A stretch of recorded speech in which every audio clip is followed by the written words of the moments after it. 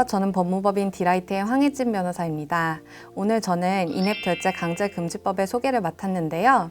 이 법은 세계 최초로 우리나라에서 제정이 되었다고 해서 많은 분들이 관심을 가지고 계실 것 같습니다. 오늘은 이 법의 핵심적인 내용만을 콕 집어서 설명을 드리도록 하겠습니다. 이 법의 개정 배경은 다음과 같습니다. 구글에서 올해 10월부터 디지털 콘텐츠를 판매하는 앱은 구글 인앱 결제 의무로 탑재할 것을 발표를 했는데요. 원래는 게임에 대해서 인앱 결제가 이미 탑재가 되어 있었는데 이제는 웹툰과 웹소설 등 다른 콘텐츠에 대해서까지 인앱 결제가 강제되게 된 것입니다. 반면에 애플 앱스토어 같은 경우는 이미 모든 디지털 콘텐츠 앱에 인앱 결제 시스템이 임의로 적용되어 있었습니다.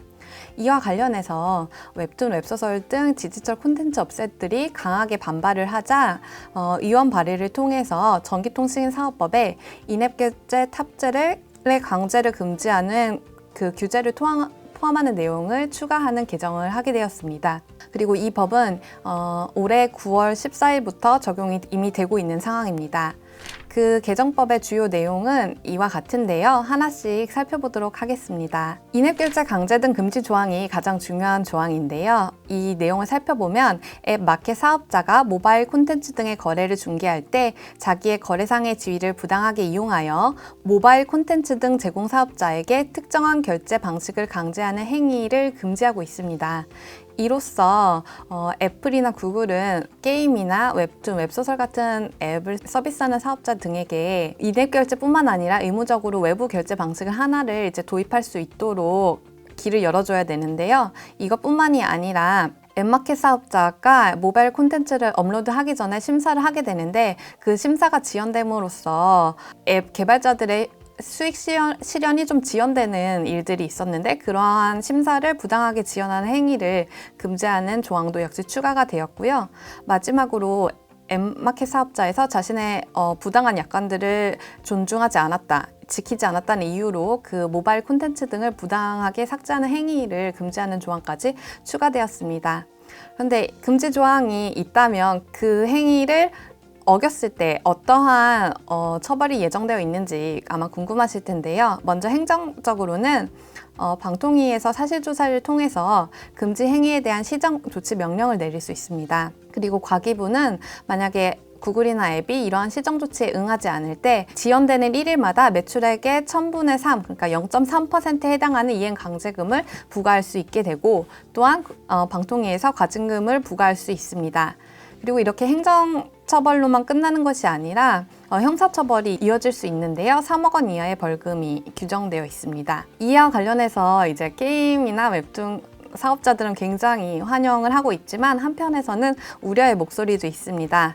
예를 들어서 인앱 결제의 장점은 게임을 하다가 즉각적으로 이제 아이템을 결제함으로써 게임을 이제 실시간으로 이어갈 수 있다는 그러한 장점이 있는데 만약에 애플이나 구글에서 새롭게 허용하는 외부 결제 방식이 어떠한 링크를 통해서 외부 사이트로 이어지고 그 사이트에서 다시 유저들이 결제를 해야 된다면 현실적으로 유저들이 편의성 때문에 기존의 인앱 결제 방식을 선호하게 될 것이고 그 결과 이러한 개정법으로 인한 어떤 이익이 앱 사업자들에게 돌아가지 않을 것이라는 그런 우려들도 있기 때문에 구체적으로 방통위 등 규제기관에서 외부 결제 방식을 허용할 것인지 그것을 조율해 가는 과정에 좀 주목할 필요가 있겠습니다. 그 다음으로 추가된 조항은 앱마켓 사업자들이 결제 및 환불에 관한 사항을 이용약관에 명시하는 등 대통령령으로 정하는 바에 따라 이용자의 피해를 예방하고 이용자의 권익을 보호해야 한다는 조항이 추가된 점인데요.